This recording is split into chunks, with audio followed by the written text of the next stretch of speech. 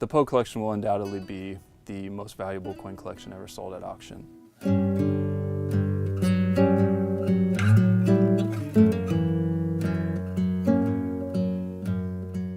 The Poe collection is one of the greatest collections of United States coins ever assembled. The D. Brent Poe collection is a collection of early American coins, starting with 1792, the founding and origination of the U.S. Mint, primarily going through the 1840s. And it's by far the biggest group of rarities from that era in completeness, and absolutely the finest ever assembled of those early federal coins in terms of quality.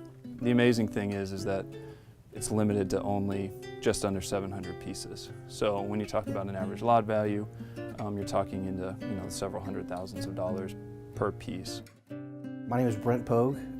I grew up in a real estate with a real estate background, development and acquisition. In the early 2000s, I migrated over to coin investment. Since the early 90s, this has been more of an investment hedge fund. We've won as much as we've lost. Prior to that, it was pretty much a hobby. Why did I get involved in early American coins? Quite simply, they represent the birth of our country's economic system. I think innately numismatists are interested in history. It seemed a logical place to start from the very beginning. I believe the Poe collection took approximately 40 years to assemble. It's an accomplishment that could not be repeated. It was started at a time when it was a little bit easier to buy coins and they were not quite as expensive.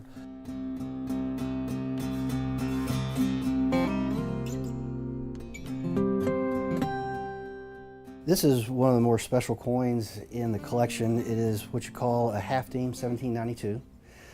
In the mid-1780s, we were finishing up the Revolutionary War, and we had asked, we were waiting on France to come help us, not only defeat the British, but to bring over gold and silver to make coins. You cannot be a sovereign country without having money. France did make it over to help us defeat the British, but they did not bring any metals, no gold, no silver.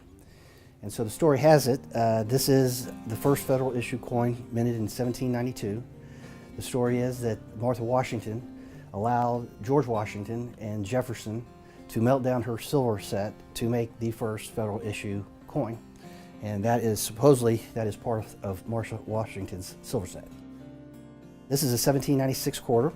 This is the first year our country ever made quarters.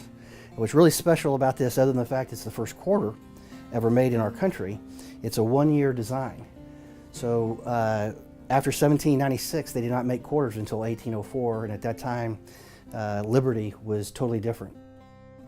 This is a 1794 half dollar. This is the first year they ever made half dollars in our country. They call it the flowing hair dollar. What makes this a spectacular coin, it is relatively rare, but the quality of this coin is fantastic. It is graded mint state 64, and in my opinion, it is the only mint state 1794 in existence. This is one of my favorite coins, an 1808 quarter eagle, $2.50 gold piece. This coin my family purchased in 1985. I was able to trace this coin, the pedigree, back to 1890 in a very famous sale, the Lauren G. Parmalee sale. There may be one other mint state, in my opinion, 1808 quarter eagle, but this is graded mint state 65. The toning is completely original, and 200-year-old toning. Never been messed with. Again, a one-year type coin. If you were to try to put together a type collection, which is one of every design, then you only have one stop with this design, and that's the 1808 gold quarter eagle. This is a 1797 half dollar. They only made this design in 2 years, 1796 and 1797, so you only have 2 years if you're building a typeset. You only have two choices, a 1796 and a 1797. By far the finest known. We're pretty hesitant to touch on, exact estimates of the collection, although, we do feel pretty comfortable saying that it will reach into the 9 figures. It's an amazing collection, and when amazing collections come to market, once-in-a-lifetime opportunities, coins that have been off the market for decades or multiple decades, only opportunity to acquire unique specimens or unique specimens in private hands, really anything can happen. It really is the journey. For me, the collection will never be completed, but in most This collection is completed, and that's why I chose this time to sell. I could always upgrade here or there. I could always find another small variety to add. There may be better numismatists out there, as a matter of fact there are, but I would put my custodianship up against anybody's. I've lived a numismatic's dream. I've never doubted that for a second.